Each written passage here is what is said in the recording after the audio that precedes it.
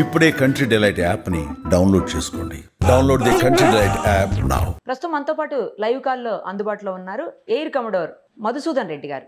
ఒకసారి ఆయనతో మాట్లాడదాం. ఎందుకంటే యుద్ధ విమానాలు నడపటంలో ఆయన నిష్ణాతులు. గతంలో ఆర్మీలో యుద్ధ విమానాలు నడిపున్నారు కాబట్టి ఆయనకి మంచి ఎక్స్పీరియన్స్ ఉంటుంది అన్ని రకాలుగా కూడా. ఒక్కసారి ఆయనతో మాట్లాడి మరిన్ని వివరాలు తెలుసుకునే ప్రయత్నం చేద్దాం. నమస్తే అండి. నమస్తే, జై హింద్.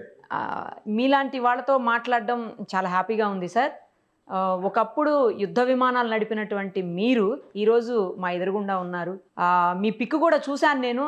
అవి యుద్ధ విమానం పక్కకే మీరు నిలబడి ఉన్నటువంటి మీ డీపీ కూడా చూశాను. అంటే ఇప్పటికీ స్టిల్ మీరు అదే పిక్ని డీపీగా యూజ్ చేస్తున్నారంటే మీకు ఎంతటి దేశభక్తి అనేది ఉందో అర్థం చేసుకోవచ్చు. ప్రత్యేకంగా చెప్పాల్సిన అవసరం లేదు అందులో. ఇప్పుడు జరుగుతున్నటువంటి ఇష్యూ ఏదైతే ఉందో అది కావచ్చు, లేకపోతే నిన్న ఆపరేషన్ సింధూర్ కావచ్చు, అందులో కూడా యుద్ధ విమానాలు నడిపినటువంటి మహిళగా అందరూ గౌరవిస్తున్నారు, గర్వపడుతున్నారు దేశం యావత్తు కూడా. ఒక మహిళతో సమాధానం చెప్పించింది భారత ప్రభుత్వం పాక్కి అని చెప్పేసి. అసలు యుద్ధ విమానం నడపటం అంటే అత్యంత కష్టమైన వ్యవహారం అని చెప్పేసి నేను విన్నాను. ఒక్కసారి మీ ఎక్స్పీరియన్స్ చెప్పండి సార్. ఎలాంటి కండిషన్స్ మీరు ఫేస్ చేసి ఉంటారు యుద్ధ విమానాలు నడిపినప్పుడు? మీ హయాంలో ఎప్పుడైనా ఎక్కడైనా యుద్ధంలో పాల్గొన్నటువంటి పరిస్థితి ఉందా? ఫస్ట్ ఆఫ్ ఆల్, యుద్ధ విమానం నడపడం అంటే it's very very difficult, complicated. ఇది సింపుల్ కాదు. ట్రైనింగ్ అందుకని ఎక్స్టెన్సివ్ ట్రైనింగ్ ఉంటుంది యుద్ధ విమానం నడపడానికి. ఫస్ట్ బేసిక్ ట్రైనింగ్ ఉంటుంది, అడ్వాన్స్ ట్రైనింగ్ ఉంటుంది, తర్వాత బేసిక్ ఫైటర్ ట్రైనింగ్ ఉంటుంది, తర్వాత మీకు ఏ ఫైటర్ లో పంపిస్తారు అందులో కూడా ట్రైనింగ్ అవుతుంది. Okay, for a pilot to train fully యుద్ధ విమానంలో ట్రైన్ అవ్వాలంటే starting from basic flying training minimum of 2.5 to 3 years పడుతుందండి training. Okay, for getting fully qualified and particular aeroplane. యుద్ధ విమానం ఎందుకు కాంప్లెక్స్ అంటే బికాస్ మొత్తం ఒక యుద్ధ విమానంలో 2 types ఉంటాయండి. సింగిల్ సీటర్ ఫైటర్స్ ఉంటాయి, ట్విన్ సీటర్ ఫైటర్స్ ఉంటాయి. నేను నడిపిన యుద్ధ విమానం Jaguar. It is deep penetration strike aircraft అంటారు. ఇట్స్ బాంబర్ అండి, ఫైటర్ బాంబర్ ఎయిర్క్రాఫ్ట్ అది. దాన్ని నేను నడిపించాను. అది సింగిల్ సీటర్. కాంప్లెక్స్ ఎందుకు అవుతుందంటే మీరు వెపన్స్ తీసుకుపోవడము, ఫ్లై చేయడము, ఆ వెపన్ ని డ్రాప్ చేయడము, ఇవన్నీ చేస్తూ మనకి ఎవరైనా ఎనిమి మన వెంట పడుతున్నారా, కింద నుంచి ఉన్న మిసైల్స్ మనకు ఫైర్ చేశారు, అది కూడా చూసుకుంటూ తప్పించుకొని రావడము. It's a very complex activity. So we are very well train for that. అది డిఫికల్ట్ అండి. ఇవాళ మనకి గర్వకారణం ఏంటంటే మన మహిళలు కూడా, women also are flying fighter aeroplanes. That is the best part. మన రఫాల్లో the best of the aeroplanes are being flown by women pilots. So extensive training ఉంటుందండి. It is not simple, it is not easy, and it's a very very risky business. చాలా చాలా risky అండి. Every pilot fortunately air force లో, Indian air force లో ఎలా ఉంటుందంటే fighting force is the pilot. Like ఆర్మీలో fighting forces on the ground, అంటే every ranks నుంచి ఉంటారు, జవాన్ నుంచి ఎవ్రీబడి ఫైట్స్. ఇక సిమిలర్లీ నేవీలో అందరూ అన్ని స్ట్రక్చర్స్ ప్లే చేస్తారు. బట్ ఎయిర్ ఫోర్స్ లో ఫైటింగ్ ఫోర్స్ అంటే యాక్చువల్లీ ఎనిమీ టెరిటరీకి వెళ్ళి బాంబ్ డ్రాప్ చేసి వచ్చేవాళ్ళు అంటే it is actually for the fighter pilots. Similarly transport లో కూడా కొన్ని రోల్స్ ఉన్నాయి, హెలికాప్టర్స్ లో కూడా కొన్ని రోల్స్ ఉన్నాయి, వాళ్ళు కూడా ఫైటింగ్ చేస్తారు, అటాక్ కాంబాట్ రోల్స్ ఉన్నాయి వాళ్ళకి. The pilot gets directly involved అండి. So that is how it is risky. Normal inherent risk of flying aeroplane ఉంటుందండి. అంటే ఇప్పుడు మనం గ్రౌండ్ మీద ఇప్పుడు కార్లో వెళ్ళినప్పుడు ఇంజిన్ ఆగిపోతే పక్కన ఆపుకొని రిపేర్ చేయించుకున్నాం అనే పరిస్థితి అలా ఉండదు మన ఎయిర్ లో. ఎనీ టెక్నికల్ డిఫికల్టీ వచ్చిందంటే దాన్ని ట్యాకిల్ చేయాలంటే దానికి కరెక్ట్ యాక్షన్ తీసుకొని ఆ ప్లేన్ ని సేఫ్ గా తీసుకురావాలి. That is very important aspect. అది కూడా చాలా ట్రైనింగ్ ఉంటుందండి. Extremely difficult, but with training yes it is possible. Sir, ఇప్పుడు జరుగుతున్న చూస్తున్నారు కదా, అసలు ఎలాంటి సిచ్యుయేషన్ అంటే ఇప్పుడు మిసైల్స్ దాడి చేస్తున్నారు, లేకపోతే రకరకాలైనటువంటి వాళ్ళ స్థావరాలని టార్గెట్ చేస్తున్నారు మన ఇండియన్ ఆర్మీ. సో ఇది ఎలా చేస్తారు? అంటే యుద్ధ విమానాలని ఉపయోగించి చేస్తారా, లేకపోతే వేరే రకంగా చేసే అవకాశం ఉంటుందా సార్? అసలు అటాక్ చేయడానికి వేరియస్ ప్రొసీజర్స్ ఉన్నాయి. డైరెక్ట్లీ యుద్ధ విమానం వెళ్ళి మన బాంబ్ డ్రాప్ చేసి రావడము. సెకండ్లీ సర్ఫేస్ టు సర్ఫేస్, అంటే సర్ఫేస్ టు సర్ఫేస్ వెపన్స్ ఉన్నాయి. మన గ్రౌండ్ నుంచి ఫైర్ చేస్తే కొన్ని వందల కిలోమీటర్లు వెళ్ళి అక్కడ ఫైర్ దాన్ని అటాక్ టార్గెట్ ని డిస్ట్రాయ్ చేయడము. అది కాకుండా డ్రోన్స్ అని ఉన్నాయి. డ్రోన్స్ కూడా మనం వదిలేసి వాళ్ళు లాయిటరింగ్ మ్యూనిషన్ అంటారండి. వాళ్ళు వెళ్ళి పైన వెయిట్ చేస్తూ ఉంటాయి డ్రోన్స్. అవి ఎప్పుడైతే మనం ఏదైనా మనకు కావాల్సిన టార్గెట్ ని మనం డిసైడ్ చేసి అసైన్ చేస్తే అది దాన్ని డైరెక్ట్ గా దాన్ని దేర్ కాల్డ్ కామికాజీ డ్రోన్స్ అని అంటారు, లేకపోతే దే ఆర్ వెపనైజ్డ్ డ్రోన్స్ అండి. అవి వెళ్ళి వాటి control either remotely controlled or they are autonomous అంటే వదిలేస్తే అవి వెయిట్ చేస్తుంటాయి. ఇప్పుడు మనకి చెప్పిన టార్గెట్ బయటకు వచ్చే వెయిట్ చేసి అది రాగానే టార్గెట్ దొరకగానే లాక్ ఆన్ చేసి వెళ్ళి అటాక్ చేస్తాయి. కంట్రోల్ డ్రోన్స్ ఎలా ఉంటాయంటే మేము గ్రౌండ్ కంట్రోల్ స్టేషన్ ఉంటుంది, అందులో కూర్చొని మనం కంట్రోల్ చేయొచ్చండి ఆ డ్రోన్ ని. మనకు కావాల్సిన టార్గెట్ లాక్ చేస్తే వెళ్ళి దాని మీద డిస్ట్రక్ట్ అయిపోతుంది. దానికి ఒక పేలోడ్ ఉంటుంది, ఒక సర్టన్ అమౌంట్ ఆఫ్ ఎక్స్ప్లోజివ్ ఉంటుంది, దాన్ని వెళ్ళి ఎక్స్ప్లోడ్ అవుతుంది. అది వేరియస్ కైండ్స్ ఆఫ్ డ్రోన్స్ ఉన్నాయి. ఈ అటాక్ డ్రోన్స్ లో కూడా డిఫరెంట్ టైప్స్ ఉన్నాయి. హై స్పీడ్, మీడియం స్పీడ్, లో స్పీడ్, డిఫరెంట్ లాయిటర్ మ్యూనిషన్, చాలా టైప్స్ లో ఉంటాయండి. Okay, that is one way of doing. Okay, మీరు ఇందాక చెప్పారు sir fighting aeroplane single seat ఉంటుంది, లేదంటే డబుల్ సీటర్ కూడా ఉంటుంది అని చెప్పేసి. మీరు సింగిల్ సీటర్ది మూవ్ చేసేవాడిని అని చెప్పారు కదా. సో డబుల్ సీటర్ ఉన్నప్పుడు ఈజీ అవుతుందా మనం కింద వాళ్ళకి అంటే వెపన్స్ ఇవ్వడం కానీ, లేకపోతే టార్గెట్ని రీచ్ చేయడం కానీ, లేదు అంటే ఏదైనా ఇష్యూ వచ్చినప్పుడు దాన్ని ఓవర్కమ్ చేయటం కానీ? టూ సీటర్ అయితే ఈజీ అవుతుందా సార్? అంటే ఇంకో పర్సన్ ఉంటారు కాబట్టి. టూ సీటర్లు ఏంటంటే ఇద్దరు పర్సన్, వెనక కూర్చున్న person is called weapon systems operator. అంటే వెపన్స్, ఎందుకంటే మల్టీ రోల్ ఏరోప్లేన్స్ ఏవైతే ఉంటాయో, మల్టీ రోల్ అంటే it is not only ground attack. Jaguar అనేది ఇట్స్ గ్రౌండ్ అటాక్ రోల్ అండి. అది వెళ్ళి వెపన్స్ డ్రాప్ చేసి రావడము. Multi role is air defence aircraft, it is offensive air defence, defensive air defence అని ఉంటాయి. లేదు వెళ్ళి వెపన్స్ డ్రాప్ చేసి రావాలి. మల్టీ రోల్ ఏరోప్లేన్స్ లో రోల్స్ ఎక్కువ ఉంటాయి కాబట్టి, వెపన్స్ ఎక్కువ ఉంటాయి కాబట్టి ఇద్దరు పర్సన్స్ అవసరం. సో వెనకాల కూర్చున్న అతను call is weapon systems operator అంటారు. వెపన్ సిస్టమ్ ఆపరేటర్ ఈ లుక్స్ ఆఫ్టర్ అన్ని వెపన్ సిస్టమ్స్ చూడడం. ప్లస్ ఫ్రంట్ ముందు కూర్చున్న pilot is not only piloting అండి. ఉట్టి పైలటింగ్ ఒకటే రోల్ ఉంటుంది. మనం ఎనిమి టెరిటరీలోకి వెళ్తున్నప్పుడు మనకి అక్కడ ఎనిమి వాళ్ళు కూడా ఏం చేస్తారు, మనం రానియకుండా ఉండాలని వాళ్ళ ఏరోప్లేన్స్ పంపిస్తారు, వాళ్ళ ఎయిర్ డిఫెన్స్ ఏరోప్లేన్స్ మన వైపు పంపిస్తారు మిజైల్స్ తో. దాన్ని డిటెక్ట్ చేయడము, దాని వైపు మనం దాన్ని లాక్ ఆన్ చేయడము, దాని వైపు కాంబాట్ లో ఎంగేజ్ అవ్వడం ఉంటుంది. కాంబాట్ లో ఎంగేజ్ చేసి దాన్ని ఓవర్కమ్ చేసి మనం చేసే టాక్టిక్స్ ఓవర్కమ్ చేసి మన వెపన్ ఫైర్ చేయాలి. Air to air weapon fire చేసి దాన్ని డిస్ట్రాయ్ చేసి ముందుకు వెళ్ళాలి. ఇలా రోల్స్ ఉంటాయండి. సో స్పెసిఫిక్ రోల్స్ ఉంటాయి. ట్విన్ సీటర్ అయినా సింగిల్ సీటర్ అయినా కాంప్లెక్సిటీ అంతే ఉంటుంది, రిస్క్ ఫ్యాక్టర్ అంతే ఉంది. ఓకే, మీరు ఎన్ని సంవత్సరాలు వర్క్ చేశారు సార్ యుద్ధ విమానాన్ని నడిపే పనిలో? ఎన్ని సంవత్సరాల పాటు ఉన్నారు మీరు? నేను ఫ్లయింగ్ ట్రైనింగ్ మొదలుపెట్టింది 1988 లో మొదలు పెట్టానండి. 88 జూన్ లో మొదలు పెట్టేసి ట్రైనింగ్ అయిన తర్వాత యుద్ధ విమానం నడపడం మొదలు పెట్టింది 88 లో ట్రైనింగ్ మొదలుపెట్టి 89 లో కమిషనింగ్ అయిపోయిందండి. 1990 లో యుద్ధ విమానాలు నడపడం మొదలు పెట్టాను. అప్పటి నుంచి ఎంత కాలం నడిపారు సార్? అప్పటి నుంచి 2019 వరకు నడిపాను. అంటే ఆల్మోస్ట్ 19-20 ఇయర్స్ నడిపారు. మధ్యలో ఇట్ ఇస్ నాట్ కంటిన్యూస్. అంటే మధ్యలో మన ఫ్లయింగ్ మొదలు పెట్టడం ఎలా ఉంటుందంటే, ఇనిషియల్లీ యంగ్ గా ఉన్నప్పుడు you are there continuously available in particular spot, totally flying చేస్తుంటాము. As you go senior responsibilities పెరుగుతుంటాయి, రోల్స్ చేంజ్ అవుతుంటాయి కాబట్టి you go from one place to another. Okay, ఆ టైంలో అంటే మీరు వర్క్ చేసినటువంటి పీరియడ్లో, మీరు ఆపరేట్ చేసిన పీరియడ్లో ఏదైనా ఎప్పుడైనా యుద్ధంలో ఎక్కడైనా పాల్గొన్న సందర్భాలు ఉన్నాయా సార్? మేడం, యుద్ధంలో డైరెక్ట్లీ పాల్గొనలేదు. కార్గిల్ ఆపరేషన్స్ లో మేము అలాగైనా సరే, అలా అయినా పర్వాలేదు, ఇండైరెక్ట్ గా చేసింది ఉంది. కానీ ఇప్పుడు జరిగేది లైక్ డైరెక్ట్ అంటే కార్గిల్ లో Jaguars participation was indirect participation. Simply direct participation ఉన్న ప్లేన్లు ఉన్నాయి, వాళ్ళు డైరెక్ట్ గా వెళ్ళి వెపన్స్ వేసేసి మనము డిస్ట్రాయ్ చేసి వచ్చాము. అది లాజిస్టిక్స్ నేమ్స్ ని డిఫరెంట్ రోల్. మేము ఇండైరెక్ట్ గా కూడా వేరియస్ రోల్స్ చేసామండి. అంటే మనం ఏంటి వెళ్ళేసి వాళ్ళ ప్లేన్స్ ని టేక్ ఆఫ్ అయ్యేటట్టు చేయడం, వాటర్ దాకా వెళ్ళి వాళ్ళని కవించడం, వాళ్ళ ప్లేన్స్ టేక్ ఆఫ్ అయ్యేటట్టు చేయడం, మన ఎయిర్ డిఫెన్స్ ఎయిర్క్రాఫ్ట్ లో వాటిని చూస్ చేయడానికి ప్రయత్నం చేయడం, అలాంటివి కూడా రోల్స్ ఉంటాయి.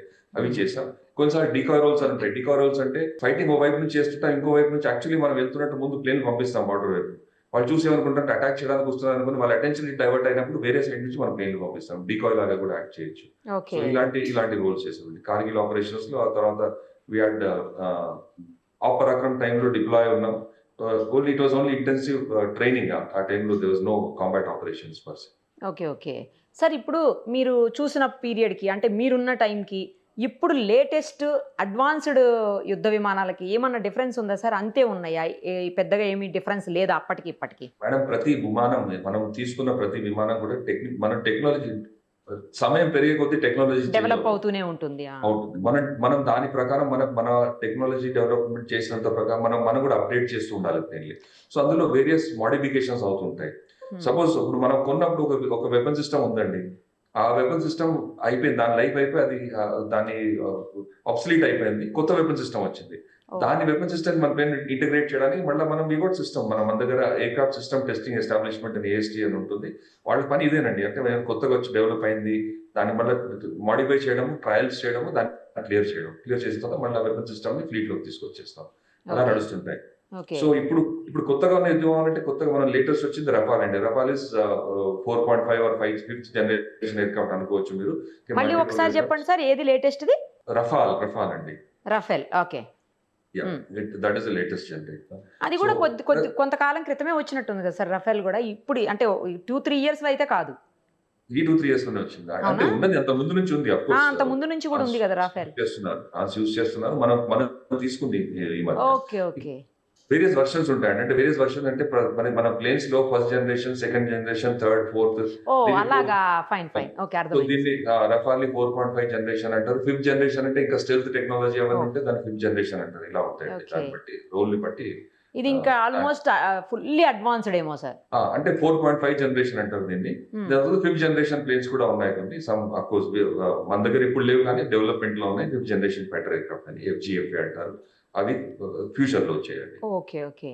ఇప్పుడు ఎంతసేపు అయితే మీరు ఆపరేషన్స్ లో ఉంటారో, మీరు కావచ్చు లేదా ఎవరైనా మన సైన్యం కానీ, లేదు అంటే ఎయిర్ కమాండర్స్, ఎయిర్ మార్షల్స్ వీళ్ళంతా ఉంటారు కదా సార్, ఎన్ని గంటల పాటు మీరు ఫుడ్ కానీ వాటర్ కానీ తీసుకునే అవకాశం లేకుండా ఉంటుంది అసలు? అంటే ఫైటర్స్ ఎలా ఉంటుందంటే మన రోల్ ని బట్టి, అంటే మనకి ఏ రోల్ చేయడానికి లైక్ నేను మాక్సిమం నేను ఫ్లైట్ చేసినప్పుడు జాగర్స్ లో మాక్సిమం నేను ఫ్లై చేసింది 4.5 to 5 hours చేశాను అది. బట్ అందులో ఫైటర్ ప్లేన్ లో బిగ్గెస్ట్ లిమిటేషన్ ఏంటంటే ఫ్యూయల్ అండి. మనకు కావాల్సిన ఫ్యూయల్ రిక్వైర్మెంట్.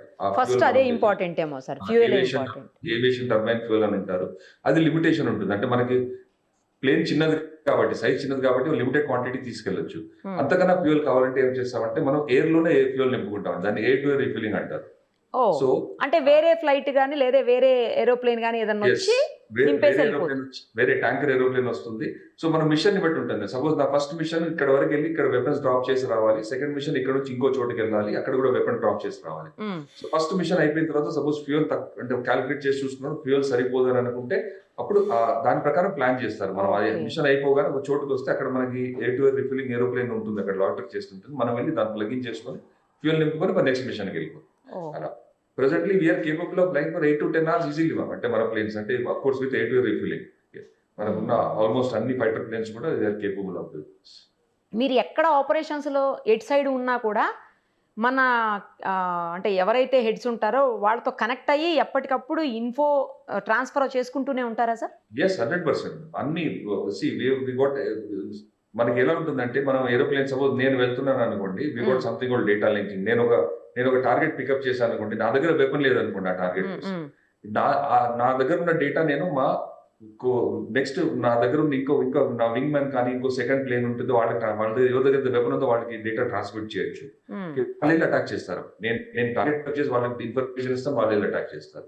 ఇలాంటి డేటా లింకింగ్ ఉంటుంది కంటిన్యూస్లీ. ఇంకొకటి మనం ఫ్లైంగ్ చేసేటప్పుడు ఎయిర్బోర్న్ కంట్రోల్ ఏవాక్స్ అంటారు, ఎయిర్బోర్న్ AWC ఆర్ ఏవాక్స్ అంటే అవేంటంటే వాళ్ళు మనం ఎనిమి టెరిటరీలోకి వెళ్ళినప్పుడు మనం కవర్ చేస్తుంటారు. ఇక్కడ నుంచి వాళ్ళకి చూస్తుంటారు, అవతల రేడార్తో చూసి అవతల ఎనిమి యాక్షన్ ఉందంటే మనకి చెప్తారు. అక్కడ నుంచి సో టేక్ ఆఫ్ అయ్యారు, ఇటువైపు నుంచి వస్తున్నారంటే మనం వాళ్ళు ట్యాకిల్ చేయడం ఈజీ అవుతుంది. అంటే అదే మీకు ఏదైనా ప్రమాదం పొంచి ఉంది అంటే ఇన్ఫర్మేషన్ వాళ్ళకి వెళ్తుందా అనేది ఇక్కడ పాయింట్ సార్, ఇమీడియట్ గా. ఇమీడియట్. ఇంకోటి గ్రౌండ్ సిచ్యువేషన్ ఒక్కోసారి మనం టేక్ ఆఫ్ అయినప్పటి నుంచి సపోజ్ నేను ఇప్పుడు టేక్ ఆఫ్ అయ్యాను 1.5 hour తర్వాత అటాక్ చేయాలి, అంటే 1 hour తర్వాత వెపన్ డెలివరీ చేయాలి. ఈ 1 hour లో సిచ్యువేషన్ చేంజ్ అయింది అనుకోండి, ఆ ఇన్పుట్ కూడా నాకు వస్తుంది. సపోజ్ నేను ఇప్పుడు ఒక టార్గెట్ డిస్ట్రాయ్ చేయడానికి వెళ్ళానండి, ఆ టార్గెట్ మూవ్ అయిపోయింది అక్కడ నుంచి, మూవ్ అయింది అనుకోండి అక్కడ నుంచి. సపోజ్ ఆ టార్గెట్ నేను వెళ్లే లోపల టేక్ ఆఫ్ అయిన తర్వాత 1/2 hour తర్వాత దాన్ని అక్కడ నుంచి వేరే చోటికి మూవ్ చేశాను. యాక్చువల్లీ నేను వెళ్తే అక్కడ నాకు కనిపిది, అప్పుడు దొరకదు దాకా. సో ఆ ఇన్ఫర్మేషన్ ఏం చేస్తారు, మన ఇంటెలిజెన్స్ సోర్సెస్ వాళ్ళ ఇన్పుట్ పికప్ చేసుకొని మన ప్లాట్ఫామ్స్ తో శాటిలైట్ ఉండొచ్చు, మన ఏరోప్లేన్స్ ఉండొచ్చు, డ్రోన్స్ ఉండొచ్చు, వాటితో వచ్చిన ఇన్పుట్ ఏం చేస్తారంటే మళ్ళీ నాకు ట్రాన్స్మిట్ చేస్తారు. సో ఓకే నా దగ్గర నా సిస్టమ్ లో టార్గెట్ పొజిషన్ చేంజ్ అవుతుంది. సేమ్ థింగ్ నాకు ఇన్ఫర్మేషన్ వస్తుంది, టార్గెట్ పొజిషన్ చేంజ్ అయింది. సో ఎయిర్ లో నేను క్యాలిక్యులేట్ చేసుకుంటాను, నాకు ఇక్కడ నుంచి ఇక్కడ షిఫ్ట్ అయింది కాబట్టి నేను రూట్ ఎలా చేంజ్ చేసుకోవాలి, నాకు ఎంత టైం పడుతుంది, ఏ వెపన్ ఎలా వాడాలి, ఏ విధంగా అటాక్ చేయాలి అనేది ప్లాన్ చేసుకుంటాను while in the air. Okay okay so continuously data linking ఉంటుంది. సార్ ఒకటి చెప్తుంటారు ఏంటంటే కొన్ని ప్లేసెస్లో కొన్ని జోన్స్లో లేదా కొన్ని జోనర్స్లో మన యుద్ధ విమానాలు వెళ్ళినా కూడా అవతల శత్రు దేశాలకో లేదా ఎనిమీస్ ఎవరైతే ఉంటారో ఆర్మీకో అవి కనిపించకుండా ఉండేటువంటి సిస్టమ్ ఉంటుంది అని చెప్పేసి, అది నిజమేనా? నిజమేనండి, దాన్ని స్టెల్త్ టెక్నాలజీ అంటారు మేడం. స్టెల్త్ అంటే either composite fibre composite structure తో తయారు చేసిన స్ట్రక్చర్ ఉంటుంది, ఏరోప్లేన్ స్ట్రక్చర్ ఉంటుంది. దానికి ప్లస్ దానికి వేరియస్ టైప్స్ ఆఫ్ ఉంటుంది. ర్యామ్ అంటారు, రెడార్ అబ్జార్బెంట్ మెటీరియల్ అంటారు, రెడార్ అబ్జార్బెంట్ పెయింట్ అంటారు. ఇలాంటివి వాడితే ఏమిటంటే నార్మల్లీ రెడార్ సిగ్నల్ ఏంటంటే మనం డిటెక్ట్ చేయాలంటే ఫస్ట్ మనకి తగిలి రిఫ్లెక్షన్ వెనక్కి వెళ్తుంది, మళ్ళీ వెళ్ళినప్పుడు దాని ద్వారా తెలుస్తుంది ఇక్కడ టార్గెట్ ఎక్కడ ఉంది, ఏ స్పీడ్ లో ఫ్లై చేస్తుందని. దీనిలో ఏమవుతుందంటే మన మీద వచ్చిన రెడార్ పల్స్ ఏదైతే ఉంటుందో, ఎలక్ట్రోమాగ్నెటిక్ పల్స్ అయితే ఉంటుందో మన ప్లేన్ మీద పడి అది అబ్జర్వ్ అయిపోతుంది, అది రిఫ్లెక్ట్ అవ్వదు. సో తెలియదు, అందుకని మనం ఫ్లై చేస్తున్నా కూడా అక్కడ ప్లేన్ ఉన్న సంగతి తెలియదు. అలాంటి టెక్నాలజీ కూడా ఉందండి. అదర్ టెక్నాలజీస్ అంటే మనకు ఆ టెక్నాలజీ స్టెల్త్ లేకపోతే మనం వెళ్ళలేమో అనేది కాదు. స్టెల్త్ లేకపోతే ఇంకా ఉంటాయి. మన ఎలక్ట్రానిక్ వార్ఫేర్ సిస్టమ్స్ ఉన్నాయండి. Electronic warfare is totally complex subject by it self. Electronic warfare systems ఉంటాయి నా దగ్గర. అవి కూడా ఇలాంటి ప్రొవిజన్ చేస్తాయి. అంటే ఇదర్ రాంగ్ ఇన్ఫర్మేషన్ ఇవ్వడం, లేదా ఇన్ఫర్మేషన్ ఇవ్వకపోవడం. వచ్చిన ఎలక్ట్రోమాగ్నెటిక్ పల్స్ ని నేను కొద్దిసేపు ఆపేసి వదిలేశాను అనుకోండి, అంటే అది మిల్లీ సెకండ్స్ లో ఉంటుంది ఆ టైం అండి. సో దానికి వాళ్ళకి ఏమనిపిస్తుంది, డిస్టెన్స్ చాలా దూరం ఉందిలే ఇంకా అని అనిపిస్తుంది. యాక్చువల్లీ నేను దగ్గర ఉంటాను. ఇలాంటి కూడా సిస్టమ్స్ ఉన్నాయి, electronic warfare systems. Full the enemy radars. Sir ఇప్పుడు మనం ఎయిర్, గ్రౌండ్, నేవీ 3 అంటే త్రివిధ దళాల్లో కూడా మనం టాప్ మోస్ట్ ప్లేస్ లో ఉన్నాం. అసలు అందులో ఎలాంటి డౌట్ కూడా లేదు కదా సార్? అసలు అందులో డౌట్ లేదండి, అందులో there is definitely no doubt. ఠీకే, whether it is aircraft systems, whether it is ground based with the army, or it is the ships with the navy, the carriers ఉన్నాయి మన దగ్గర. we are having top best of the aeroplanes in the carriers, weapon systems కూడా.